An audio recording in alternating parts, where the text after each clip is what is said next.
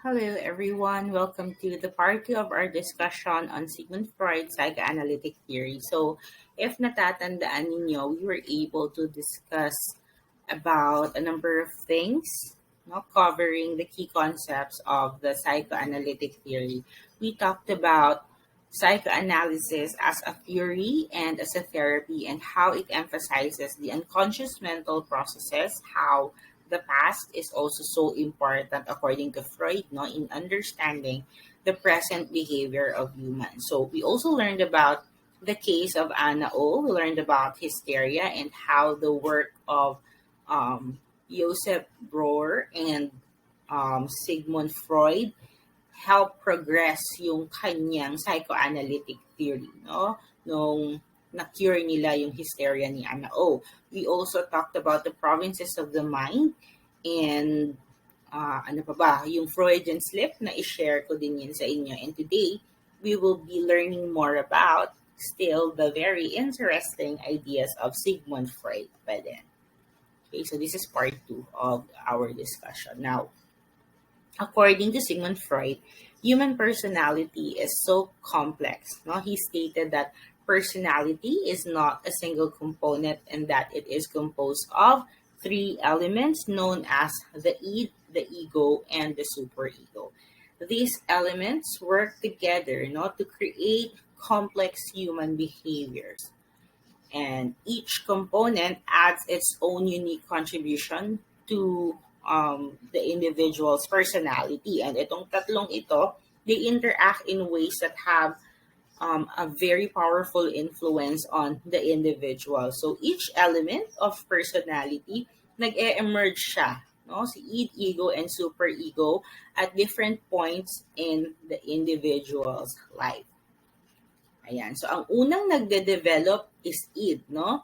Pagkapanganak pa lang natin, id, which is completely unconscious, serves the pleasure principle and contains our basic instinct. So, ang basic instinct ni id, according to Freud, is pleasure-seeking siya and avoiding pain and suffering. So, si id, wala siyang pakialam, no, about the world, about what's happening outside. Basta ang gusto niya ay masatisfy yung mga desires niya at makaramdam siya ng pleasure, and as much as possible, ayaw niya ng pain and suffering.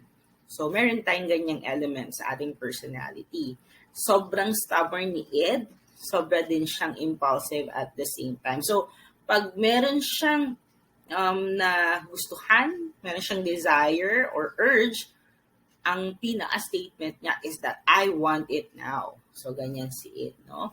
So, ano ba bang contents ng ating id, no? So, yun nga, yung mga urges, impulses, also yung what is called the libido, according to Sigmund Freud, no? Libido is a kind of generalized sexual energy that is used for everything, no? From survival instincts to the appreciation of the things around us, appreciation of the arts or kung ano man yung mga gusto natin, which responds directly and immediately to the basic urges, needs, and desires of the id. Now, the personality, according to Sigmund Freud, of a newborn child is all id, and only later does it develop an ego and superego. Yeah. So the id remains infantile in its function throughout the person's life. So kung yung bata, as a newborn child, ay ang personality niya ay all id, tapos tumanda na siya, nagmamature na siya, nade-develop ng ego and superego niya. Pero kahit na siya nagmamature, yung kanyang id function remains infantile, no? Throughout the child's life, throughout the person's life. Hindi ito nagbabago over time or because of experience, as it is not in touch with the external world. So the id is not affected by the reality, by logic, or the everyday world kasi nga nasa unconscious part of the mind siya. Pero because nagkakaroon ng development of the ego, so nagkakaroon ng interplay, and so hindi na lang si id, no, yung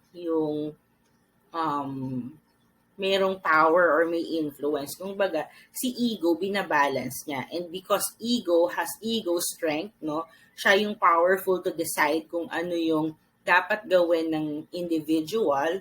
So, hindi lahat ng gusto ni id ay nangyayari. Okay? So, si id, according to Freud, ay primary process siya of thinking, and it's primitive, it's illogical, irrational, and fantasy-oriented siya. And this form of process thinking has no comprehension of the objective reality, very selfish and wishful in nature, si it. Okay? So, maigi na lang na eventually ay pag nag-mature tayo, yung ating egos daw ay nade-develop. Okay, so pag na-develop na yung ego, nagkakaroon na ng something na nakaka-recognize and attend to the needs of the person, no? And the id even, no? So secondary process si ego, and according to Freud, siya ay part pa din ng id, no? Only that it has been modified by the direct influence of the external world. But unlike the id, which is in the unconscious, si ego governed siya by the reality principle. So it is mostly conscious so that we are aware of the reality. But it is also partly unconscious para aware din naman siya sa needs of the id. Okay? But, we don't, kakasabi ko lang, we do not always have to attend dun sa mga needs ni id. Kasi, di ba nga sabi natin, id is always pleasure-seeking. Okay? And avoiding pain and suffering. And hindi naman lahat ng pleasurable ay mabuti. No? And kailangan din natin ng difficulties in life somehow, no? Hindi laging puro masaya at masarap lang. Okay?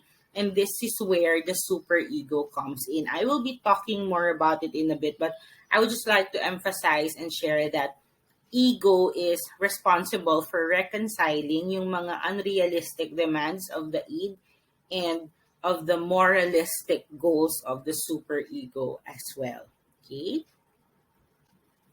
Now, the superego, which serves as the moral arm of our personality, no, ito ay yung ating moral principle. So sometimes pwede din siyang natatawag na idealistic principle kasi very idealistic si superego.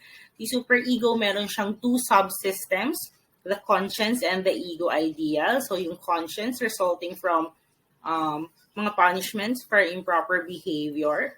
So pag alam nating hindi siya mabuti, that we might get punished for it, then nade-develop yung conscience natin na naku, hindi ko to dapat gawin. Parang ganyan. Now, si ego ideal naman, it stems from rewards for socially acceptable behavior. Ito naman yung mga gusto nating maging self, no, na gusto nating maging. Kasi pag nakagawa tayo ng mabuti, we will be rewarded, no? And socially acceptable yung behavior, and therefore it makes us feel good. Now, si superego, siya yung nag-incorporate ng values and morals of society and nade-develop ito around the age of 3 to 5 years during the phallic stage of psychosexual development. So that's also from Freud, di ba? Na-discuss nyo na yan nung Gen Psych, and hopefully I will be able to do another video on this para mas ma-explain siya sa inyo. Okay, I will do another one on this. Okay, now, isa sa function ni superego is to control the its impulses, especially those which are taboo sa society, such as sex and aggression, to name a few. No, it also has the function of na-mention ko kanina, no, yung pinipersuade niya si ego to turn to moralistic goals rather than choose simply realistic ones, and gusto niya na mag-strive si ego for perfection. And now, when talking about these three, the id, ego, and the superego, mahalaga na matandaan natin that these are not three separate entities with clearly defined boundaries.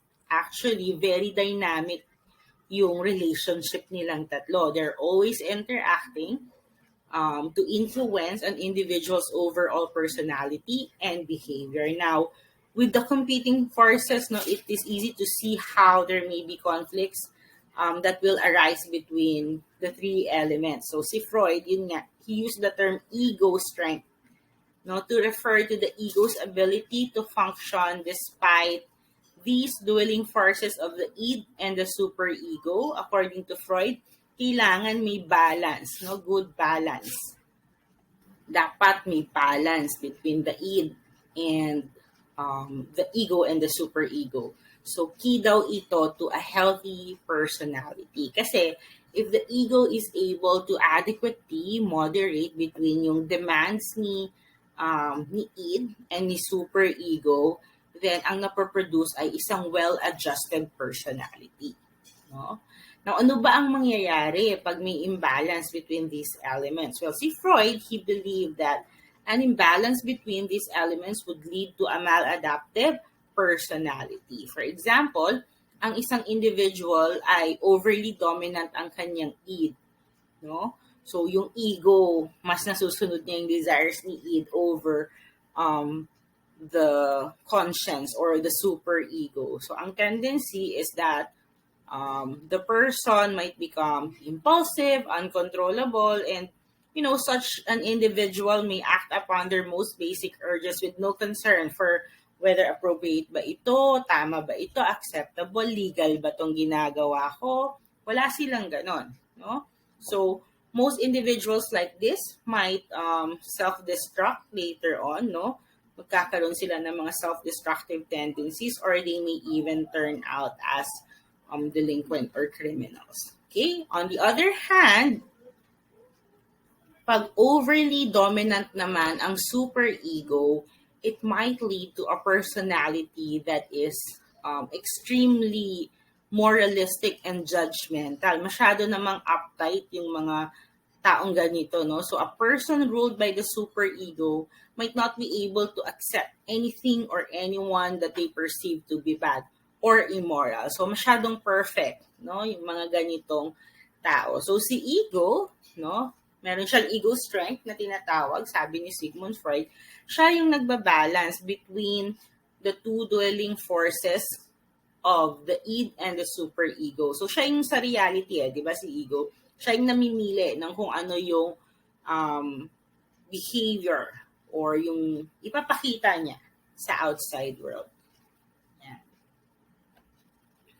Ang hirap ng trabaho ni ego actually, but while the ego has a tough job to do, it doesn't have to act alone. Okay? Let's talk about anxiety and defense mechanism. Okay? Si anxiety, it also plays a role in helping the ego mediate between the demands of the basic urges of the different elements of the personality. So, paano yun, ma'am? Anxiety nga siya, hindi ba negative yan siya? No? Kasi when you experience different types of anxiety, defense mechanisms may kick in to help defend the ego. Okay? So actually, ego defenses din ang tawag sa defense mechanisms. No? Nakaka-reduce sila ng anxiety na nararamdaman ng isang human being. Okay? So, pag-usapan natin yung take ni Sigmund Freud about anxiety. So, anxiety is a feeling of dread, fear, or apprehension, often with no clear justification. Okay? So, different siya sa fear kasi yung fear, alam mo yung cause pag natatakot ka. Parang in response siya to a clear and actual danger, no? Such as yung mga nakaka-affect sa ating physical safety. So, halimbawa, pinakyat ka sa bubong, natatakot ka, ayaw mong gawin kasi natatakot ako baka mahulog ako. So, alam mo yung reason kung ano yung kinakatakutan mo. Okay? Si anxiety, iba din siya sa stress kasi people under stress, they experience mental and physical symptoms kagaya ng irritability, anger, fatigue, muscle pains. Ako, I always have digestive troubles kapag under stress ako, no? I also have difficulty sleeping, mga physical symptoms, ganyan. While itong si anxiety, on the other hand, is defined siya by persistent excessive worries, no? And sometimes tong mga worries na to, they don't go away even in the absence of a stressor. So si stressor, kaya ka na-stress kasi alam mo kung ano yung nakakapagpa-stress sa'yo. So halimbawa, may exam ka, hindi ka nakapag-aral, na-stress ka. Okay? Hindi kasi ikaw nakapag-aral, so pwedeng magkaroon ka ng butterflies in your stomach. Yun. Si anxiety, iba siya. Minsan in the absence of a stressor, nagwo-worry ka. So, nag-aral ka naman. Di ba? Nag-aral ka naman. Actually, minemorize mo nga yung libro mo. Pero na-anxious ka pa din. Naku, babagsak ako. Minsan nasasabi mo. Or minsan hindi mo nga nasasabi yung mga ganun. Pero iba yung pakiramdam mo. Nagwo-worry ka kasi padating na yung exam day mo. So, isip ka ng isip kahit na ginawa mo na lahat ng ways para naman makapasa ka sa exam mo. Worried ka pa rin.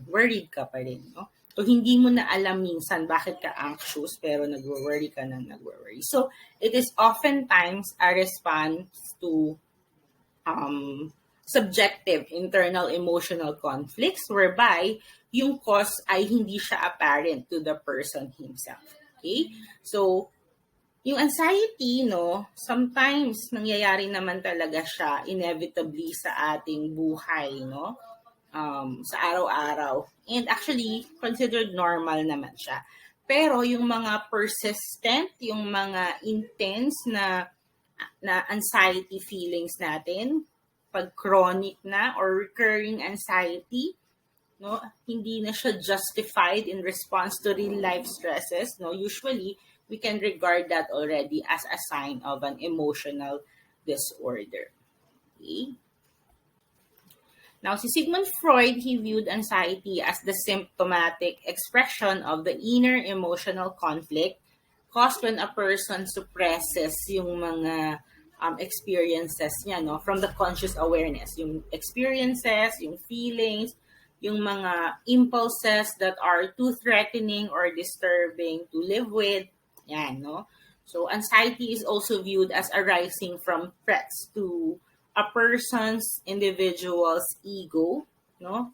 Yung mga nakaka-threaten dun sa ego ng isang tao and also sa kanyang self-esteem. Now, si Sigmund Freud, he identified 3 types of anxiety.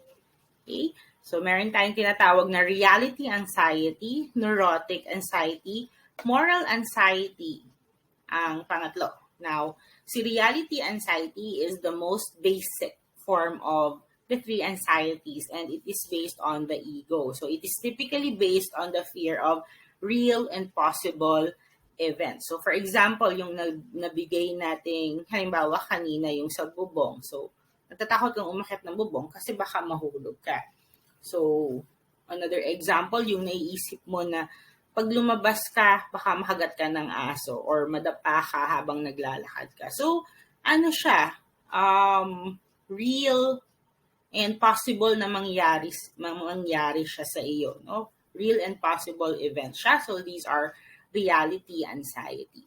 Okay, no? Si neurotic anxiety naman, they come from an unconscious fear that the basic impulses of the id will take control of the person and might lead to eventual punishment kapag ka-inexpress mo yung desires ng id mo. Okay? So yung unconscious, nagwo-worry siya that we will lose control of the id's urges resulting in punishment for inappropriate behavior. Okay? Now, si moral anxiety naman, ito yung mga fears of violating our own moral principles. So, si moral anxiety, galing siya from the superego.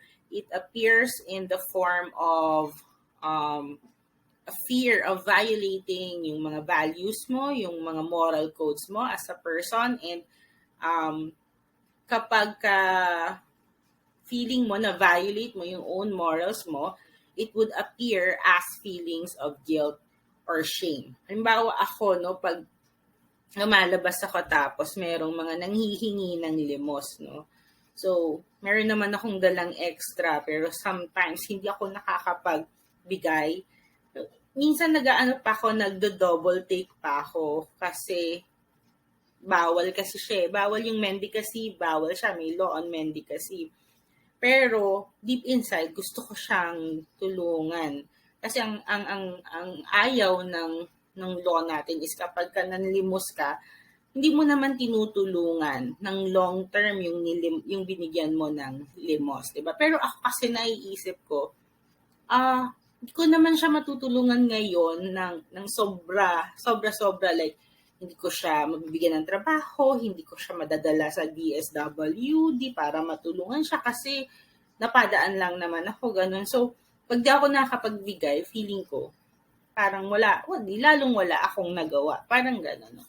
So, ayun lang, example ko lang naman yun sa sarili ko. No? So, yung sinasabi ko kanina na while ego has a very tough job to do, yung defense mechanisms na nag-a-arise kapag nakaka-feel tayo ng anxiety also helps in mediating. No? It helps the ego to mediate between the demands of the basic urges of the id and the superego. Ayun. So, maaring ma-resolve yung mga anxious feelings natin because of defense mechanisms. Ayan. So, ano ba yung defense mechanisms?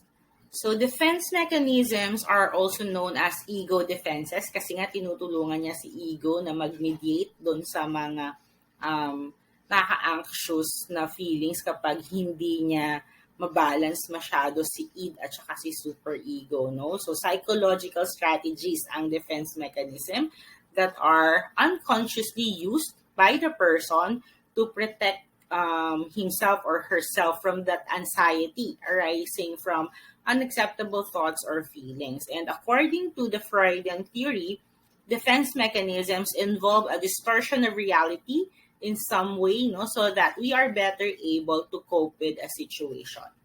Okay?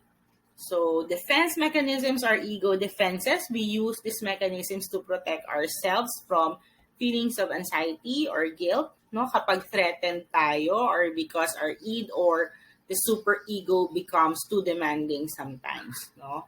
Now, see, defense mechanisms, they operate at an unconscious level and they help ward off unpleasant feelings. Yun nga, example nun, yung mga anxiety, or make good things feel better for the individual. So, si Sigmund Freud, he noted a number of ego defenses that were noted throughout his work. Pero yung daughter niya na si Anna Freud ang nag-develop and nag-elaborate nung concept ng defense mechanism. So she actually has a book on defense mechanism. So that's Anna Freud, no? The daughter of Sigmund Freud. Ayan. So, meron tayong mnemonics dito for the 10 defense mechanisms that I will share with you. Actually, there are so many defense mechanisms. Lalo na ngayon, marami ng mga bagong defense mechanisms kasi over time, madaming mga na-update na, no, na defense mechanisms na na-observe na ginagamit ng individuals, no, to help them with their anxious behavior. Pero yung i-share ko sa inyo na 10, these are the classic ones, no? Mga classic examples of defense mechanisms. And ginawan ko siya ng mnemonics para madali niyo siyang matandaan. So that's DDIP, 4 na R, 2 S. Pwede niyo siyang basahin as depress or dippers, that's up to you. Basta 2 yung D doon, 4 yung R, tapos 2 yung S. Okay, so ano ba yan siya? Okay?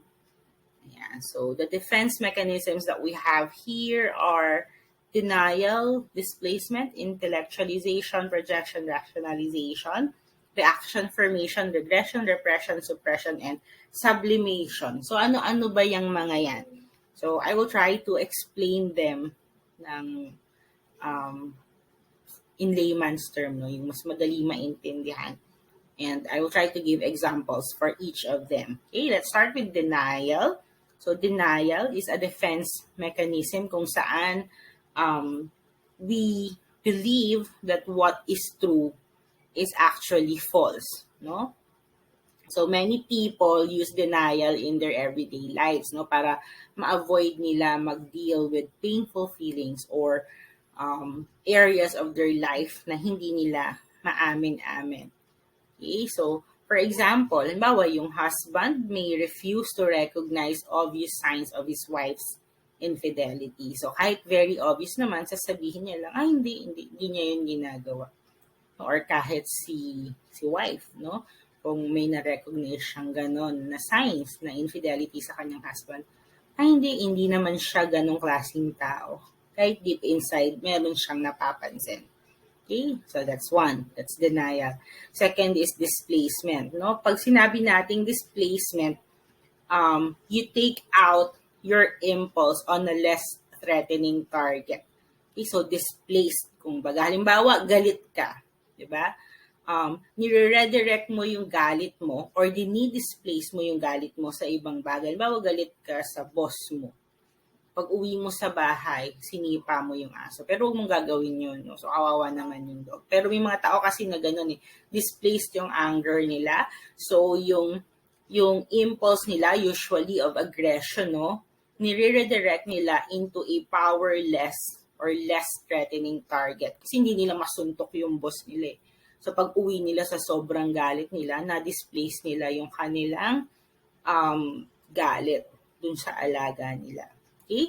Now, displacement occurs when the id wants to do something of which the superego does not permit. Okay? The ego does find some other way of releasing itong mga psychic energy na to nung id. Therefore, natatransfer yung energy from a repressed object cathexis, ibig sabihin yung kung saan niya dapat i-direct yung kanyang nararamdaman to a more acceptable object. Ay, so, yun nga yung example ko, di ba? Frustrated, galing sa trabaho, pag uwi, sinipa yung kanyang alaga, di ba? So, wag mong gawin yun. Kawawa naman yung dog, di ba? Pwede ding they get angry at the family members sa anak nila na ibaling yung inis nila. No? Kasi nga, sobrang inis sila sa boss nila, pero hindi sila makapag mura sa boss nila or hindi nila maaway yung boss nila. So, sa ibang bagay nila, nababaling yung kanilang galit. Okay? Now, the third one is intellectualization. No? Intellectualization is avoiding unacceptable emotions by focusing on the intellectual aspects. No? It involves emotionally removing yourself from that stressful event. And instead, nag-i-intellectualize ka. So, parang inuutak mo yung mga bagay-bagay. Halimbawa, nagalit sa'yo yung boss mo. Si boss na naman, no? So, you tell yourself, kanina kasi nakita ko na ilang tao na yung puro mali yung ginagawa. Tsaka yung mga pinapasa nilang documents kay boss, no, mali-mali. Kaya pagdating sa akin, ganun din, mainit na din yung ulo niya. So, gumamit ka ng reasoning based sa facts na nakita mo, no, para ma-block yung confrontation with an unconscious conflict and its association to your emotional stress, where thinking is used to avoid feeling. So parang similar siya sa rationalization, which I will talk about later. Pero yung difference kasi ni intellectualization sa rationalization is that intellectualization uses abstract thinking to detach oneself from the feelings, no, the threatening feelings or yung mga possible confrontational feelings, while si rationalization uses excuses, no, and finds alternative reasons to cover up the facts and the motives behind a behavior. Okay, yung isa abstract reasoning, yung isa excuses, alternative reasons. Okay? Let's talk first about projection. Ayan. So, projection is attributing uncomfortable feelings to others. So, for instance, no, you might hate someone, but your superego tells you that hatred is unacceptable, no? It's not a good behavior. So, ang ginawa mo, instead na i-hate mo yung tao, you made yourself believe na siya yung may galit sa'yo. Okay? So, pwede ding example ito, no, yung wife, halimbawa, attracted siya sa isang male co-worker. No, pero hindi niya ma-admit yung feelings niya. So, pag yung husband niya nagkwento sa kanya tungkol sa isang female co-worker naman niya, she becomes jealous, tas inaccuse niya na yung kanyang husband na ikaw attracted ka dun sa woman, ganyan, sa office mate mo, ganyan, ganito. Yung pala, ikaw pala yung merong ganong feelings towards another. Tapos, na project mo yung iyong nararamdaman na alam mong hindi tama dun sa asawa mo. No? So, pwede ring example yung a guy who feels insecure about his masculinity may mock other men for being feminine or soft. Yeah. So, that's projection. Okay? Another one is rationalization. So, nasabi ko na nga kanina, di ba, yung difference nila ni intellectualization. Parang pareha sila. Parang nang uutak, ganyan. Ginagamit yung utak. Pero si rationalization is creating false but believable justification. So, alternative justification. So, halimbawa, hindi ka talaga nag-review sa exam mo, tapos bumagsak ka sa test. You may say to yourself or even to other people na, ay, hindi naman kasi ako favorite ni ma'am, kaya bumagsak ako sa exam. Hindi ka naman sure doon, pero that's your defense mechanism. So, ayun, gumawa ka na lang ng ibang reason, no? Para masabi kung bakit hindi ka nakapasa sa test mo. Okay? So, meron siyang pag rationalization, it involves a cognitive distortion of the facts, no? To make an event or an impulse less threatening. So, we do it often enough, actually, on a fairly conscious level when we provide ourselves with excuses. Yeah. Okay? So, reasons, excuses. Okay. Number 6. Reaction formation. Reaction formation is taking the opposite belief because the true belief causes anxiety. So, a classic example is a young boy who bullies a young girl because on a subconscious level, he is attracted to her. It can be vice versa. A young girl who hates a boy, no? Who hates a boy on a subconscious level kasi attracted pala siya doon sa boy. Or, pwedeng yung girl, inaaway niya yung isang girl kasi on a subconscious level, meron siyang gusto. Okay? Meron siyang gusto na meron yung isang batang babae na yun, for example. Okay? Now, 7 is regression.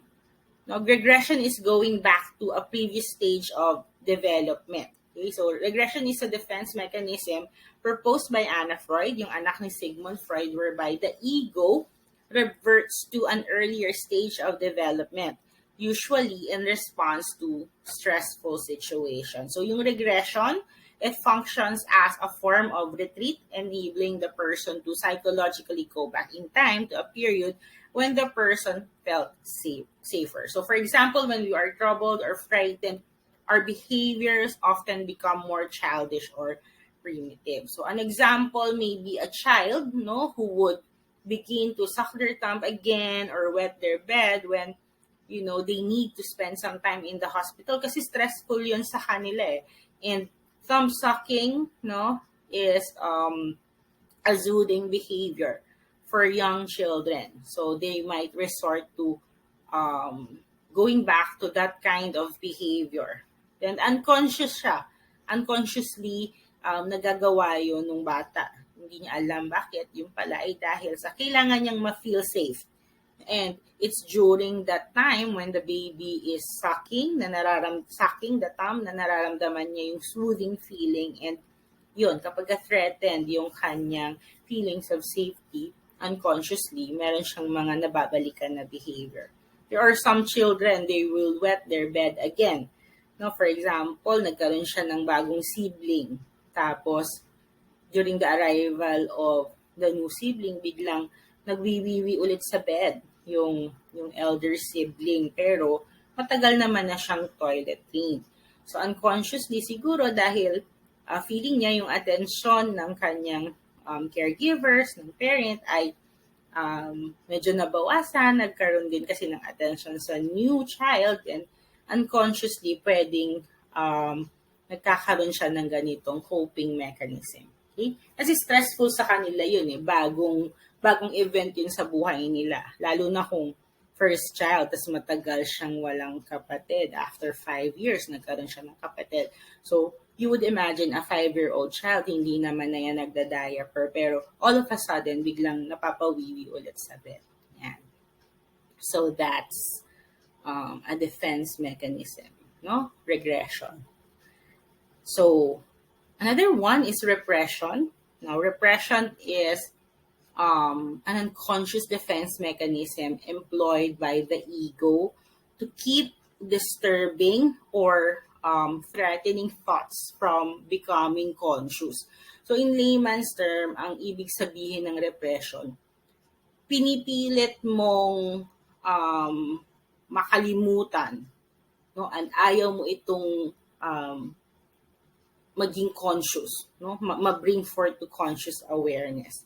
Okay? So, motivated forgetting ang repression, no? Ano kasi siya,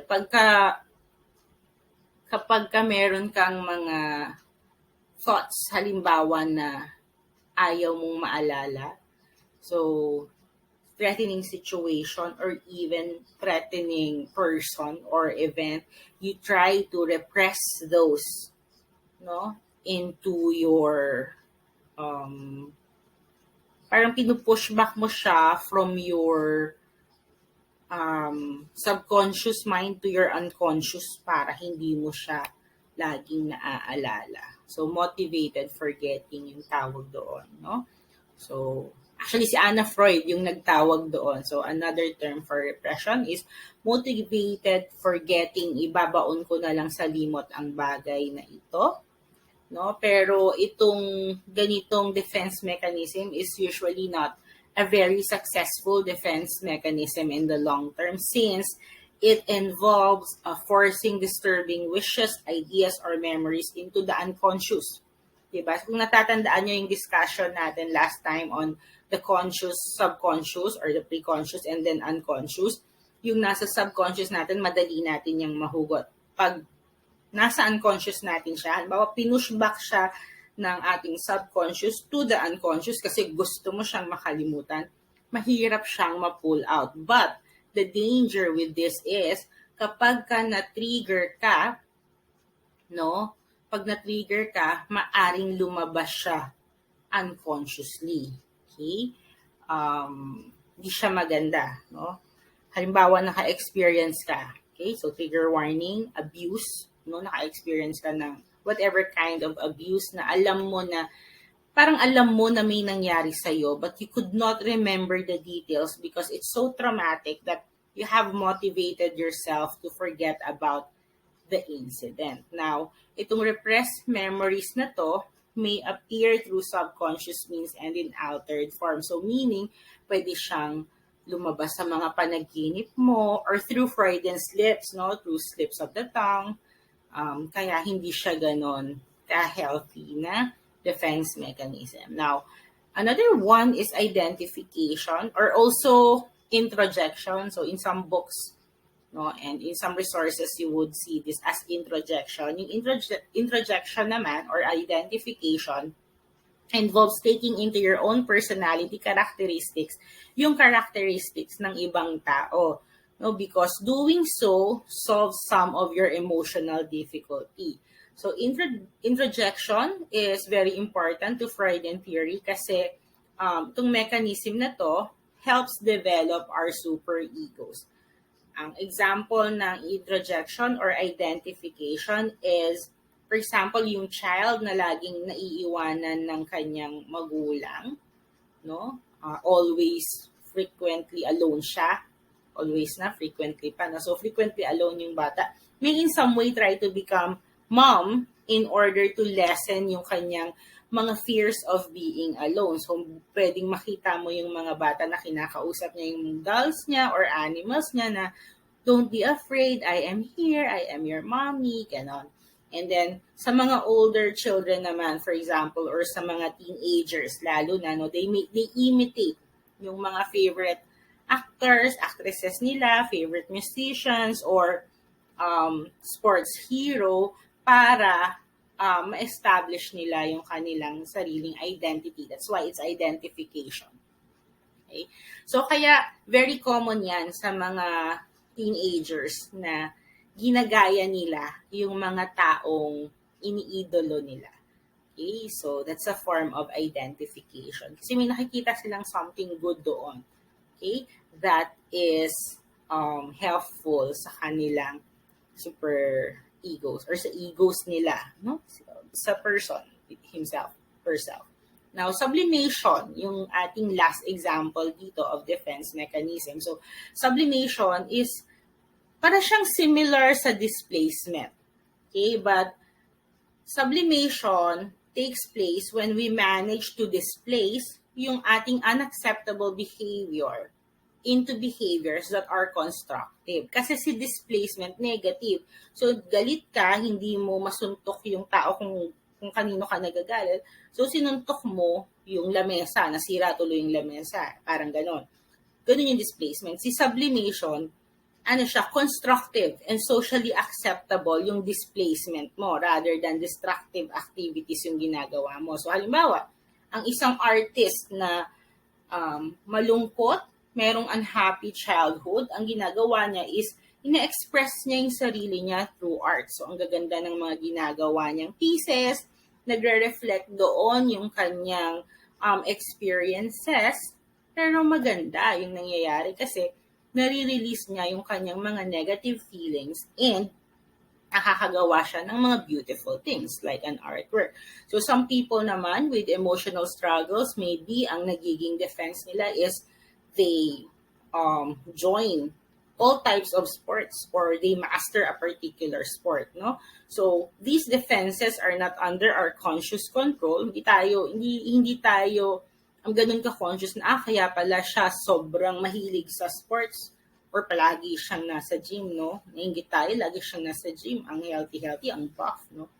Hindi siya conscious na kaya pala ginagawa niya yun ay dahil defense siya ng ego, no? Pwede din namang conscious will siya, no? Gusto maging healthy. But for some, merong mga taong ganon na sobrang ginagawa na lang nilang busy yung sarili nila sa sports, sa arts, para maging less threatening yung mga bagay that would cause them anxiety or stress. So, ayun nga, even these defenses are not under our conscious control, and our unconscious will use these defense mechanisms to protect ourselves from stressful situations. Ayan. So there are many more defense mechanisms, and that's going to be your task after you watch this video. So students, I'm going to ask you to research for a few more defense mechanisms and give out examples. Then maybe we can do a sharing when we meet, no, for our synchronous session next time. So that's all, folks, and I hope that you learned a thing or two about Sigmund Freud's psychoanalytic theory. I will be discussing siguro yung psychosexual stages of development later on kasi related din siya. But I know that you have covered that in your general psychology. So, dadagdagan ko na lang siguro yung explanation next time. So, thank you for watching. I'll see you next time.